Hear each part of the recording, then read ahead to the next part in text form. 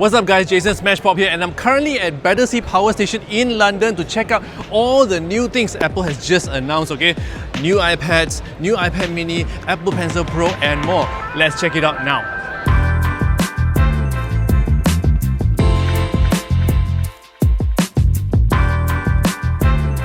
So what you saw just now was a very quick intro that I shot inside Battersea Power Station during the iPad Air and also the iPad Pro event, okay? Now this is a proper introduction because I found a very nice spot behind Battersea Power Station to actually shoot this video, okay? So what's up guys, Jason Smashpop here. Let's take a look at the very first product announced yesterday based on the time I'm shooting this video, okay? The iPad Air M2. So a few things you need to know about the new iPad Air, okay? Now it comes in two sizes, the 11-inch and also the 13-inch. This smaller one is the 11-inch and this 13-inch is actually having 30% more viewing space, okay, compared to the 11-inch one. It also comes in a few new colors: blue, purple, starlight and space grey. Well, if you ask me, I would totally get the purple color because it looks very different from the other iPads, okay? Other than that, they've also moved the camera from the side to the center of the iPad. So now you get this very nice landscape camera that you can do FaceTime with, okay? And apart from that, it now also supports Apple Pencil. It's not Apple Pencil Pro, but the Apple Pencil, the USB-C version, and it also supports accessories like Magic Keyboard. But of course, the key selling point for the new iPads is the new chip, okay? So now it is powered by M2. With M2, you actually get 8-core CPU and 10-core GPU, so you can do your freeform drawing stuff, you know, you can do your presentations, you can do your uni work, school work, all great on the new iPad Air. Now, price-wise, the 11-inch starts from 2,999 ringgit and the 13-inch starts from 3,999 ringgit. Now, apart from the new iPad Air, Apple also announced iPad Pros, okay? The iPad Pro now totally skipped the M3 chip, okay? So they are skipping from M2 all the way to M4. And the iPad Pro is also the first product to feature the M4 chip, okay? And other than that, the iPad Pro is also Apple's thinnest gadget to date at only 5.1 millimeters thin, okay?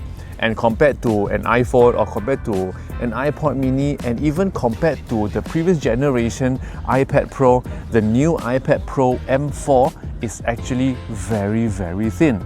Now, when I talk about thin, okay, it is truly very thin. If you look at here, it is only 5.1 millimeters thin, okay, and it is basically Apple's thinnest gadget in the market now. Now, if you look at the back design, it's also a little bit different now. The camera panel and also the whole body is actually made of a one-piece aluminium, and the screen, okay, now comes in two sizes as well, 11-inch and also 13-inch. Now, the display, they are calling it the Ultra Retina XDR, whereby they are using this new OLED technology called Tandem OLED, okay, whereby they are actually putting two layers of OLED screens together to increase the brightness, so you can actually get 1000 nits for SDR and HDR content and up to 1600 nits for HDR content. Now, of course, with the new iPad Pro comes two new accessories, okay? Magic Keyboard and also Apple Pencil Pro. Now, let's talk about the Apple Pencil Pro first, okay? The first thing you need to know is it comes with haptic feedback. So there's a haptic engine at the end of the Apple Pencil Pro. So whatever you're doing, for example, you are sketching or changing pen to pencil or eraser, you actually get to feel the vibration with the Apple Pencil Pro itself. And it now also has this barrel roll whereby when you're turning the pencil, you get to see the animation of the brush turning as well, so you actually get to know the direction of the brush before you actually start brushing. Now, when you press the Apple Pencil Pro, you get to actually access this new palette of pens and colors and whatever that you can access from easily from anywhere on the screen, okay? And apart from that, this Apple Pencil Pro now supports Find My.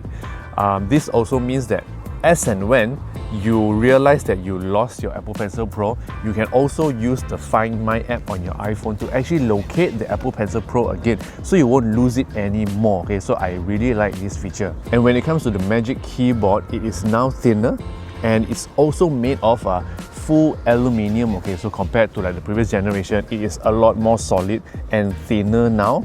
And the additional stuff is a row of function keys at the top of the keyboard, so you get to access your brightness, your volume, music playback and everything from there. And at the bottom of the Magic Keyboard, you also get to see a bigger trackpad, so you have a bigger space for you to do your pinch to zoom, you know, your finger action and whatever lah. Okay, so since this is also our first time seeing an M4 chip in an Apple product, okay, so let me just talk a little bit about it as well.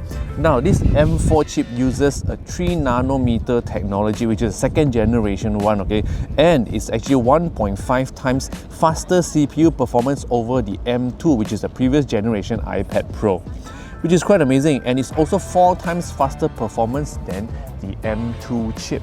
And just like the iPad Air, they've also moved the camera from the side all the way to the middle when you're placing it on a Magic Keyboard, so they're calling it now the landscape camera, okay, which is a lot easier for you to do center stage for FaceTime and stuff like that.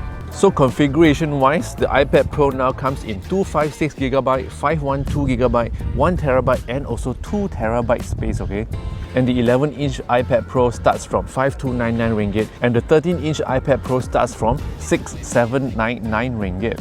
Now, speaking of M4 chip on the iPad Pro, right, they also demonstrated a brand new Final Cut Pro for the iPad.